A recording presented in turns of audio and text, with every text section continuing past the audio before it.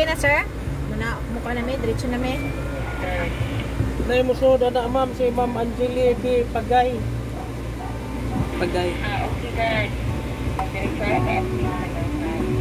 Salamat. Asa lang clubhouse? Kaya dito sa layo-layo gamay. Asa na nga ka ng mga tao na place? Lili na pa na, single detach. Asa ganito ba, loves? Ang admin? Kung si single detach sila nga gamay, Lili. This way to admin office na yun.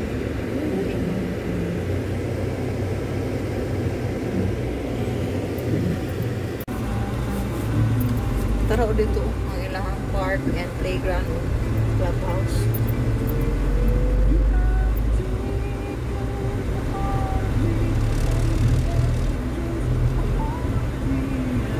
Amori ang kinabaratuhan nila, ang kuhan, townhouse. Yung single detach nga. Single detach kay Lili may kinagamyan. 4.8 man ang Lili kato isa pa. Basta L-food. What's up guys? Welcome to my vlog again. Nag-site viewing kami ngayon dito sa Aston Residence. Dito sa Libertad, Baclayon. So, right now, nandito tayo sa inside sa Aston. At titingin tayo ng mga model units nila dito guys. Dito ang mag-start tayo sa duplex Liberty unit. This is RFO. May dalawa silang unit na RFO. Yung duplex. So, let's go inside. So, this is the duplex of Liberty unit. This is the outside feature. And yes, with garage na guys. Pwede kayo makapark dyan. Then, this is the inside. With 2 bedrooms. Yan, ang ganda. With big windows or sliding door in there in living room. And these are the rooms. First is the master bedroom here. It's finished. High ceiling. Then the second one room. Yeah. It's nice too. And here is the back of the house. May space pa siya sa likod. Then let's go to the kitchen area. And that is the living room, open space sa living room and kitchen. Then here's the toilet. Ang laki sa toilet nila dito guys. Finish na siya with tiles. With shower na rin. Partition na lang sa glass ang kulang. Tapos ang ganda pa sa shower guys. Stainless talaga yung shower. Ayan. Malaki ang ano nila, countertop sa kitchen. So next natin i-tour guys yung Lili model unit. Single detached. Okay guys, so this is the Lili model unit with garage at with gravel na rin sa outside. So let's take a look inside. Mga modern style ang mga houses dito sa Aston guys. Kining Lili? Yeah, napakagandang tingnan.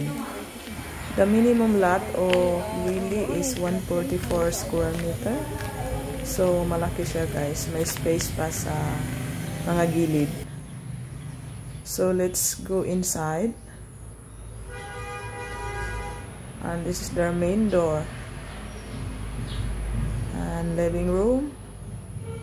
Napakalaki. Mga sliding windows. Yung living room. Magandang combination yan sa kulay sa loob. Then, this is the master bedroom. Maraming mga windows sa master bedroom. Then may walk-in provision cabinet dito sa master bedroom. Before ang toilet and bath. Yeah, spacious din ang mga bathroom nila guys. Finish. May mga shower na rin naka-attach. So nice here. Mataas ang mga ceiling nila sa mga houses. Then the kitchen area. Yan. Ang sink nila, mga stainless talaga. Kanilang sink sa kitchen. That is provision for the refrigerator. May mga outlet na rin naka-attach. Then, the second room. Yan. Then, common bathroom. Toilet and bath. With shower na rin. Then, the third room. Yan.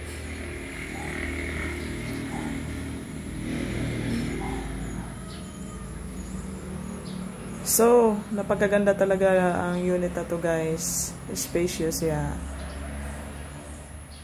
Yeah. May opens, ang tawag dyan, sa may entrance. So, guys, grabe, ang ganda sa mga units nila dito. Ang sulit pa sa paggawa.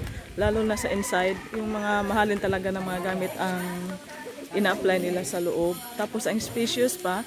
Mostly glasses yung mga windows nila, mga sliding, at yung labas sa may garden nila, ayun na yan, stone na yan, ang lalagyan na yan nila na ano, yung mga gravel para malinis tingnan.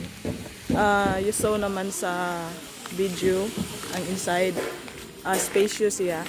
Pero ito, guys, yung unit na pinasukan natin na Lily ay ano na to, hindi na to available, pero may pre-ceiling sila na units. This is corner lot, kaya medyo malaki ang lote niya.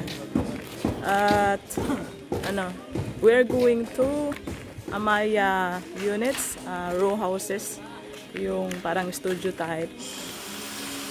At yung distance dito sa city, guys, Tagbilaran City, around 10 to 15 minutes drive.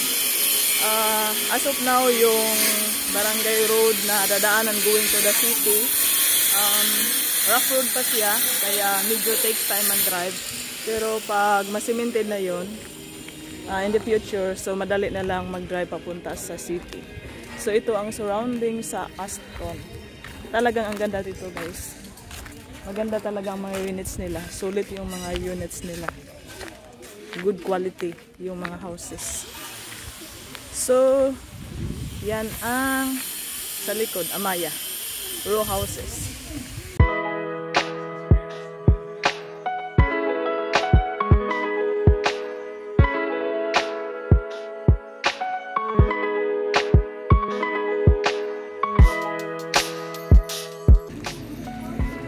Amaya.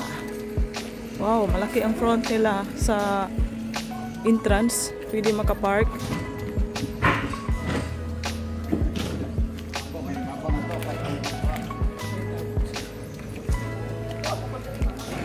And now, let's take a look inside Amaya model unit. This is good for single person or couple lang kasi one room lang ang Amaya, guys. Then, ayan, finish na ang inside. Tiles with paint na rin.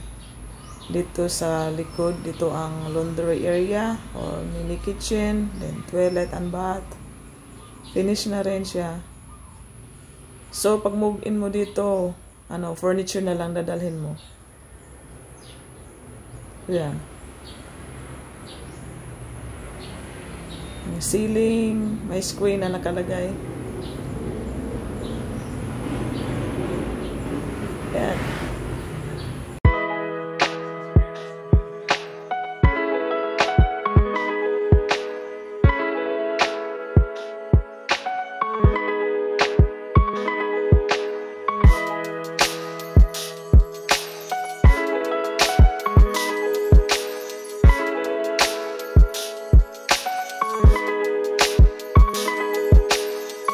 Ito ang two-story townhouse nila, guys, ng mga units, pero wala nang available.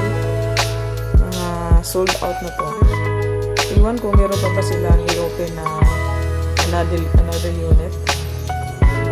So this area is the amenities area. Ongoing ang whole construction. Then dito rin ang sports area, swimming pool area, clubhouse.